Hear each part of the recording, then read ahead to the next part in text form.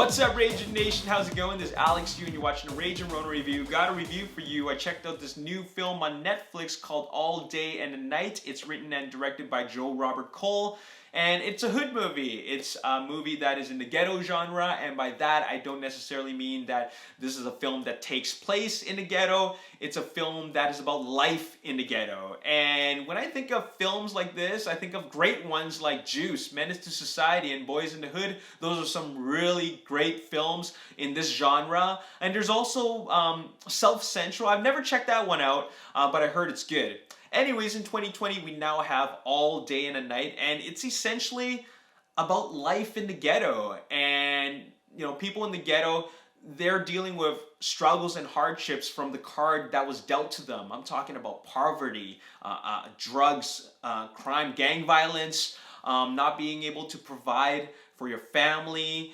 And this film follows the life of the character played by Ashton Sanders. It also stars Jeffrey Wright.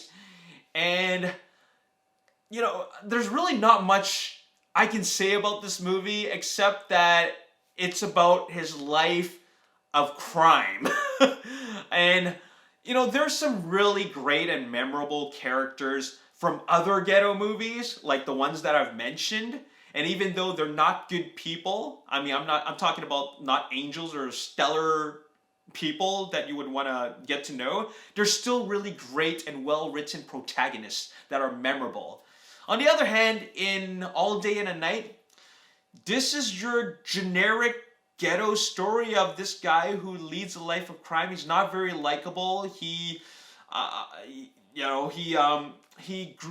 a bad kid, but, you know, he was a product of the environment that he grew up in. And it starts off like that, and he doesn't get any better. Like, there's no real development in his character to go from one way to another. He's just kind of just this pissed off character that's just mad at everything about his life, and he does terrible things. And he can't provide for his pregnant girlfriend. He definitely has a terrible relationship with his mom, and his friends. His friends are questionable, and yeah, there's not much more I can say. This film is not driven by a character that we can really care about. I don't like this character, and therefore I don't really care about what really happens to him. I'm just kind of watching the story unfold and what he's really up to, and he's up to no good. And so I don't really care for what really happens in this movie. Now, I will say that I do like some of the cinematography in this film. I respect that he's going through a lot of tough times, but he doesn't really try to make things better. You know what I mean? Like, for me to really like this character, he has to have a goal. I cannot see an ultimate goal for him. And all we're being shown from the director and the writer and director is that we're just watching his life go downhill. And why would I want to watch that? Okay?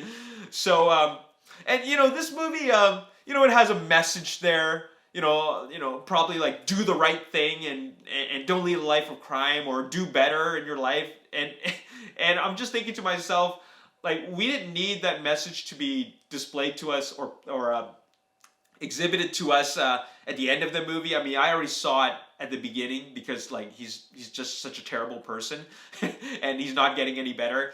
And I just saw some things coming a mile away because it's just so clear. Excuse me. Allergies. Anyways, as I was saying, there are some revelations in this movie. Unfortunately, because of this film that is just so monotone throughout the entire way, like there's no complexities throughout the story, I could see these revelations from a mile away, and there's no surprises in it. And yeah, that's all I can really say. I will say that there was a decent performance from Ashton Sanders. There was a decent performance from Jeffrey Wright. I did like the cinematography in it, but as a hood movie, it's very, very forgettable. It really is. I was, you know, looking forward to something like a hood movie that would be right up there with some of the great ones, but it's definitely one that you can skip because nothing great really comes out of this. So I'm gonna give this I'm gonna give out a 4 out of 10. Pretty below average. It's a below average score, 4 out of 10. You can skip this one. Nothing really. Not really worth your time. You're not missing anything.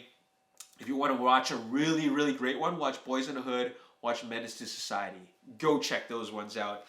This one, not quite up there. Not even close. 4 out of 10, as always. If you enjoyed this review, you want to see more, make sure you hit the like button, subscribe to the YouTube channel, like me on Facebook, The Ragin Nation. Also follow me on Twitter, Ragin Nation. My name is Alex. Thanks for watching. See you next time. Peace.